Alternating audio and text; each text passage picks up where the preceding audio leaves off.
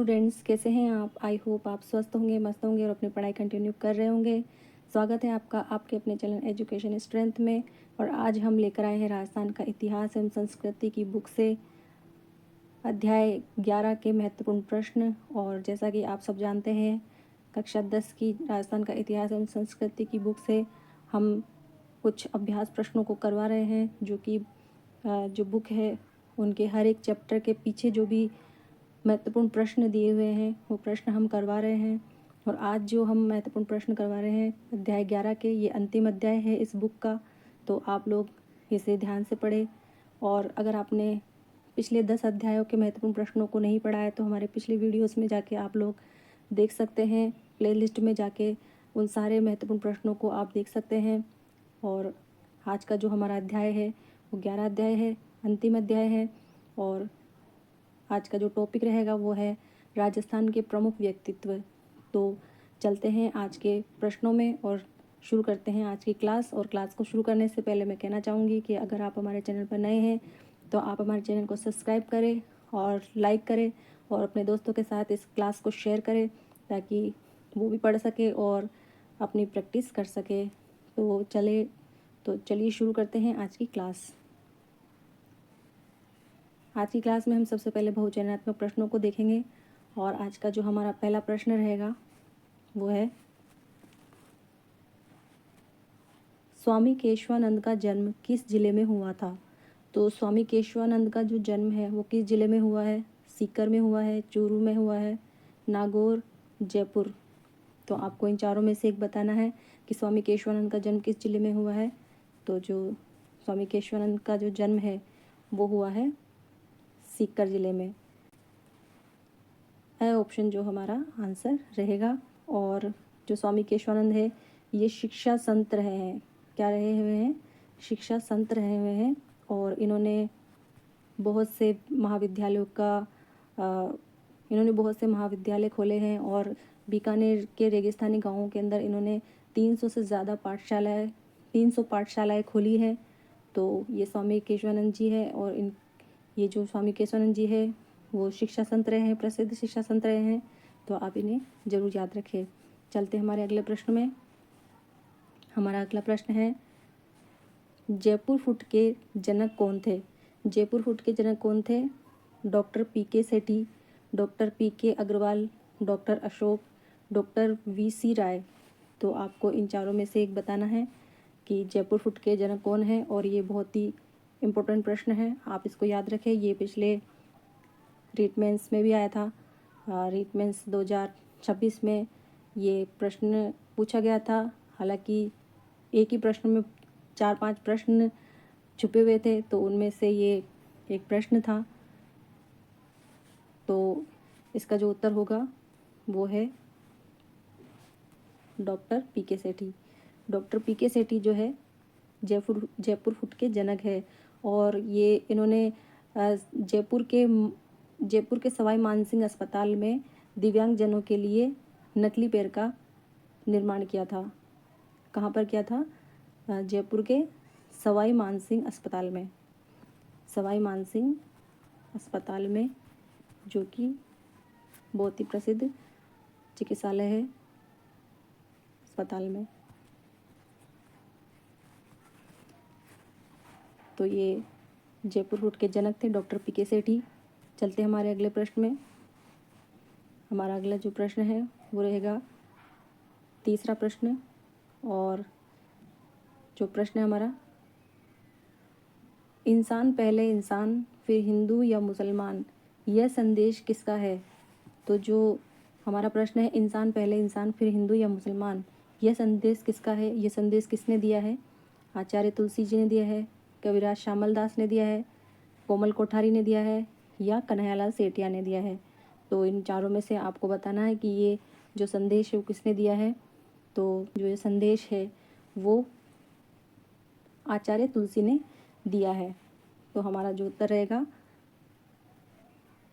यहाँ पे हमारा उत्तर रहेगा। और आचार्य तुलसी जी हैं जिन्होंने ये संदेश दिया है। और जो आचार्य तुलसी है ये कहाँ के रहने वाले हैं? ये नागौर जिले के रहने वाले हैं। कहाँ के रहने वाले हैं? नागौर जिले में इनका जन्म हुआ था और इन्होंने नैतिकता के लिए अणुव्रत आंदोलन का सूत्रपात भी किया था। किसका सूत्रपात किया था इन्होंने? अणुव्रत आंदोलन का इन्होंने सूत्रपात किया था। तो इस बात का भी आप ध्यान रखें। चलते हैं हमारे अगले प्रश्न में। हमारा अगला प्रश्न है चौथा प्रश्न, वागड़ की मीरा किसे कहा जाता है? तो वागड़ की मीरा किसे कहा जाता है? गौरीबाई को, पन्नाधाई को, रानाबाई को या कर्मावती को? तो जो वागड़ की मीरा है वो किसे कहा जाता है? तो हमारा उत्तर होगा इसमें वागड़ की मीरा गौरीबाई को कहा जाता है। तो जो गौरीबाई है ये भी बहुत ही इम्पोर्टेंट है, तो आप इसको भी याद रखें। इन्हें वागड़ की मीरा कहा जाता है, डूंगरपुर की ये निवासी है। तो आप इस चीज़ का ध्यान रखें, ये भी बहुत मोस्ट इम्पोर्टेंट है, काफ़ी बार पूछा जाता है। चलते हैं हमारे अगले प्रश्न में। हमारा अगला प्रश्न है पाँचवा प्रश्न, परमवीर चक्र से सम्मानित होने वाले प्रथम राजस्थानी है। तो परमवीर चक्र से सम्मानित होने वाले प्रथम राजस्थानी है कौन है? इन चारों में से हमें बताना है। पीरू सिंह है, शैतान सिंह है, वीरेंद्र सिंह है या वेद प्रकाश है। तो आपको इन चारों में से एक ऑप्शन बताना है कि परमवीर चक्र से सम्मानित होने वाले प्रथम राजस्थानी है। तो जो प्रथम राजस्थानी है वो है पीरू सिंह। तो जो पीरू सिंह है ये झुंझुनू जिले के रहने वाले हैं। कहाँ के रहने वाले हैं? झुंझुनू जिले के ये रहने वाले हैं। तो चलते हैं हमारे अगले प्रश्न में। अगले जो हमारे प्रश्न रहेंगे अतिलघुत्मक प्रश्न, और अतिलघुत्मक प्रश्नों में हम जो देखेंगे पहला प्रश्न देखेंगे और इसके साथ ही हम इन प्रश्नों में कुछ एक्स्ट्रा जो इम्पोर्टेंट फैक्ट्स है वो भी देखेंगे हम, जो मैंने यहाँ पे नोट लगा के लिखे हुए हैं। तो हमारा पहला प्रश्न रहेगा यहाँ पे, दुर्गा दास राठौड़ का जन्म कब और कहाँ हुआ था? तो आपने सुना होगा वीर दुर्गादास राठौड़ के बारे में। तो वीर दुर्गादास राठौड़ हैं, उनका जन्म कब और कहाँ हुआ था? तो उनका जन्म हुआ था 13 अगस्त 1638 में। 13 अगस्त 1638 में उनका जन्म हुआ था। और कहाँ पर हुआ था? मारवाड़ के सालवा गांव में इनका जन्म हुआ था। तो ये इसका उत्तर है। और साथ ही ये कौन थे? ये मारवाड़ के महाराजा जसवंत सिंह के मंत्री आस्करण के पुत्र थे। तो जो आस्करण है वो कौन थे? मारवाड़ के जो महाराजा है जसवंत सिंह, उनके मंत्री थे। और आस्करण के ये पुत्र थे कौन? दुर्गादास राठौड़। और जो दुर्गादास राठौड़ है उन्होंने क्या किया था? जोधपुर के उत्तराधिकारी अजीत सिंह की रक्षा के लिए उन्होंने औरंगजेब से मृत्यु पर्यंत संघर्ष किया था। तो अजीत सिंह को बचाने के लिए उन्होंने काफ़ी संघर्ष किया था और इनकी वीरता के गुणगान गाए जाते हैं मारवाड़ में। और ये बहुत ही स्वावलंबी व्यक्ति थे। तो ये दुर्गादास राठौड़ के बारे में कुछ एक्स्ट्रा फैक्ट्स थे जिन्हें आप याद रखें। चलते हैं हमारे अगले प्रश्न में। हमारा अगला प्रश्न रहेगा प्रश्न नंबर 2, मेजर शैतान सिंह भारतीय सेना की किस कंपनी का नेतृत्व कर रहे थे? तो मेजर शैतान सिंह जो थे वो भारतीय सेना की किस कंपनी का नेतृत्व कर रहे थे? तो जो हमारा उत्तर रहेगा यहाँ पे चार्ली कंपनी का वो नेतृत्व कर रहे थे। किसका नेतृत्व कर रहे थे? चार्ली कंपनी का वो नेतृत्व कर रहे थे। और इनसे जुड़े फैक्ट्स भी हम देखेंगे। तो उनका जन्म जो है वो कहाँ हुआ था? उनका जन्म बाणासर गांव जोधपुर में हुआ था। और इन्होंने अपने 120 साथियों के साथ चीनी सेना को 2 बार पीछे हटने पर मजबूर कर दिया था। 38 वर्ष की आयु में ये शहीद हो गए थे। 38 वर्ष की आयु में ये शहीद हो गए थे। और मरणोपरांत परमवीर चक्र से इनको सम्मानित किया गया था। तो ये मेजर शैतान सिंह के बारे में कुछ इम्पोर्टेंट फैक्ट्स थे, तो आप इनको भी याद रखें। और मैं आपको कहना चाहूँगी कि जो भी हम इन प्रश्नों में देख रहे हैं, पढ़ रहे हैं, वो सब बहुत ही इम्पोर्टेंट है। तो एक एक जो फैक्ट है, एक एक जो चीज़ है यहाँ पे सारी ही इम्पोर्टेंट है और उनको याद रखना है, क्योंकि एग्ज़ाम में कुछ भी पूछ सकते हैं। चलते हैं हमारे अगले प्रश्न। तीसरा प्रश्न जो हमारा रहेगा उसमें हम देखते हैं कपूर चंद कुलिश किस समाचार पत्र के संस्थापक थे? तो हमारा जो उत्तर रहेगा यहाँ पे राजस्थान पत्रिका के संस्थापक थे और ये एक पत्रकार भी थे। तो जो कपूर चंद कुलिश थे वो कौन थे? राजस्थान पत्रिका के ये संस्थापक थे। इनका जो जन्म है वो कहाँ हुआ था? इनका जन्म सोडा गांव टोंक में हुआ था। और इनकी जो महत्वपूर्ण रचना है वो कौन सी है? मैं देखता चला गया और पालम पोल। जो ये पालम पोल रचना है इनकी, वो ढूंढाड़ी भाषा में लिखी हुई है। पालम पोल जो रचना है इनकी, वो साहित्यिक रचना है इनकी। और एक मैं देखता चला गया, ये दो रचनाएं बहुत ही महत्वपूर्ण हैं इनकी, कपूर चंद कुलिच की। तो आप इसको याद रखें। चलते हैं हमारे अगले प्रश्न में। तो हमारा अगला प्रश्न है, चौथा प्रश्न रहेगा हमारा अगला प्रश्न, ब्लू पोट्री पर चित्रांकन के लिए प्रसिद्ध शिल्पकार कौन थे? तो ब्लू पोट्री पर चित्रांकन के लिए प्रसिद्ध शिल्पकार कौन थे? तो हमारा उत्तर रहेगा कृपाल सिंह शेखावत। तो कृपाल सिंह शेखावत जो थे वो ब्लू पोट्री के प्रसिद्ध शिल्पकार थे। और इनका जो जन्म है वो कहाँ हुआ था? मऊ ग्राम सीकर में इनका जन्म हुआ था। और इन्हें शिल्प गुरु भी इन्हें कहा जाता है। क्या कहा जाता है इन्हें? शिल्प गुरु भी इन्हें कहा जाता है। और 1974 में पद्मश्री से इन्हें सम्मानित किया गया है। तो ये कुछ इम्पोर्टेंट फैक्ट्स कृपाल सिंह शेखावत के बारे में थे, जो कि ब्लू पोट्री के प्रसिद्ध शिल्पकार हैं। और ये भी बहुत ही इम्पोर्टेंट प्रश्न है, तो आप इसे भी जरूर याद रखें। चलते हैं हमारे अगले प्रश्न में। हमारा अगला प्रश्न है पांचवा प्रश्न, पत्रकारिता का भीष्म पितामह किसे कहा गया है? तो पत्रकारिता का जो भीष्म पितामह है वो किसे कहा गया है? हमारा जो उत्तर यहाँ पर रहेगा वो है पंडित झाबरमल शर्मा को क्या कहा गया है? पत्रकारिता का भीष्म पितामह इनको कहा गया है। किसको? पंडित झाबरमल शर्मा को। और इनका जो जन्म है वो कहाँ हुआ था? जसरापुर गांव झुंझुनू में इनका जन्म हुआ था। और इनको हिंदी पत्रकारिता और संपादन की शिक्षा दी थी। किसने दी थी? पंडित दुर्गादास मिश्रा ने इनको क्या दी थी? पत्रकारिता और संपादन की शिक्षा जो दी थी इनको किन्होंने दी थी? पंडित दुर्गादास मिश्रा ने इनको हिंदी पत्रकारिता और संपादन की शिक्षा दी थी। तो ये कुछ इंपॉर्टेंट फैक्ट इनके बारे में था। चलते हैं हमारे अगले प्रश्न में। अगला जो हमारा प्रश्न रहेगा, छठा प्रश्न, प्राचीन लिपिमाला ग्रंथ के रचनाकार कौन है? प्राचीन लिपिमाला ग्रंथ के जो रचनाकार थे वो कौन थे? तो यहाँ पे हमारा उत्तर रहेगा गौरीशंकर हीराचंद ओझा। कौन है?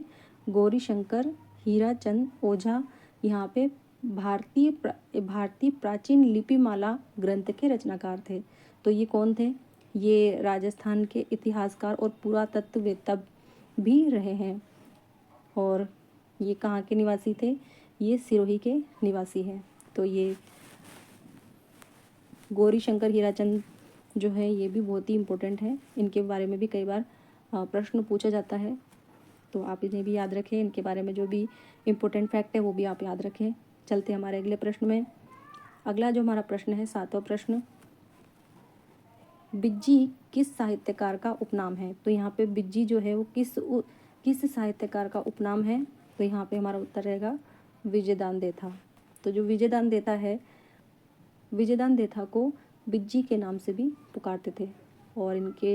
और ये बहुत ही प्रसिद्ध साहित्यकार हैं। जो इनकी रचनाएं भी बहुत सारी है, जो कि बहुत प्रसिद्ध रचनाएं हैं इनकी। उनमें से एक रचना इनकी है वातारी फुलवारी। तो वातारी फुलवारी इनकी प्रसिद्ध रचना है। और ये प्रसिद्ध साहित्यकार हैं जो विजयदान देथा है। ये बोरुंदा जोधपुर के निवासी है। और रूपायन संस्थान बोरुंदा के सह संस्थापक भी ये रहे हैं। इसके सह संस्थापक रहे हैं। रूपायन संस्थान बोरुंदा के ये सह संस्थापक भी रहे हैं। और आगे देखते हैं इनके इम्पोर्टेंट फैक्ट। तो जो विजयदान देता है, इनकी एक लोक कथा पर मणिकोल ने दुविधा फिल्म बनाई थी। कौन सी फिल्म बनाई थी? दुविधा फिल्म किन्होंने बनाई थी? मणिकोल ने बनाई थी।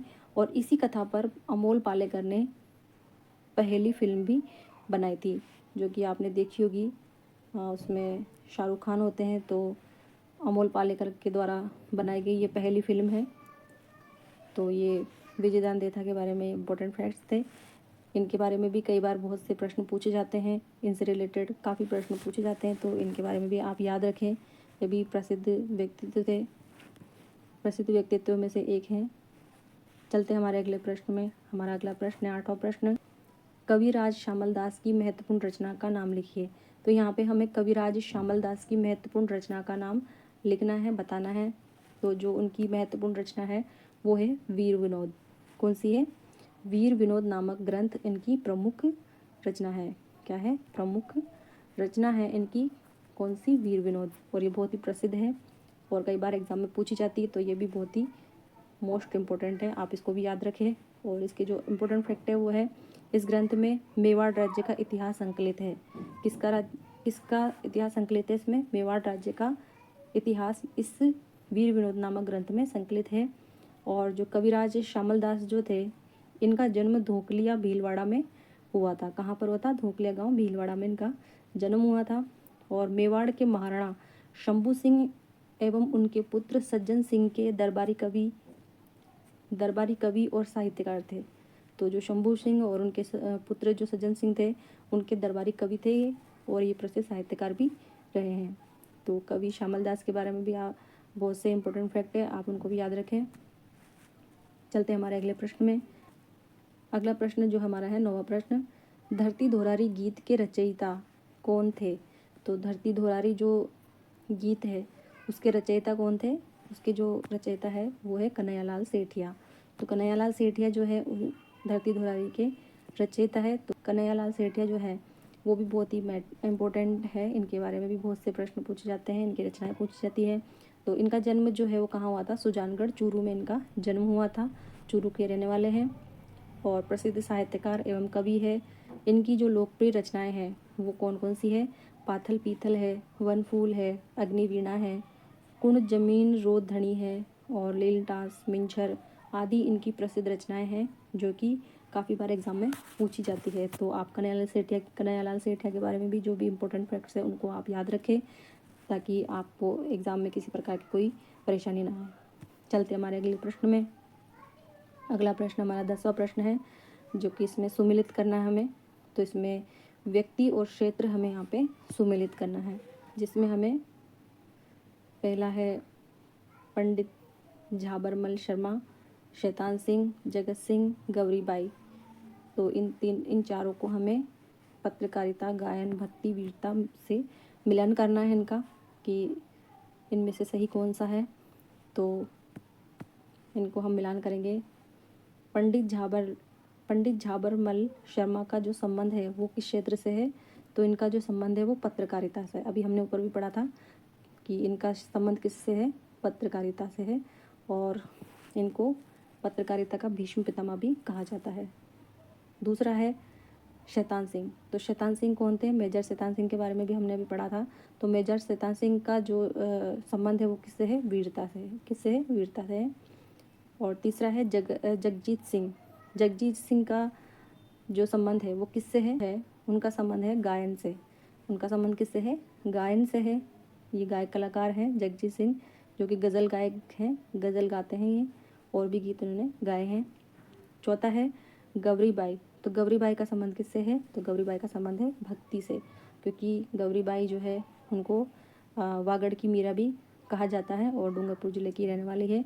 अभी इनके बारे में भी हमने पढ़ा था, तो ये वापस रिपीट हुए हैं। बस एक जगजीत सिंह जो है इनका यहाँ पे हमने भी देखा है कि इनका संबंध किससे है? गायन से इनका संबंध है।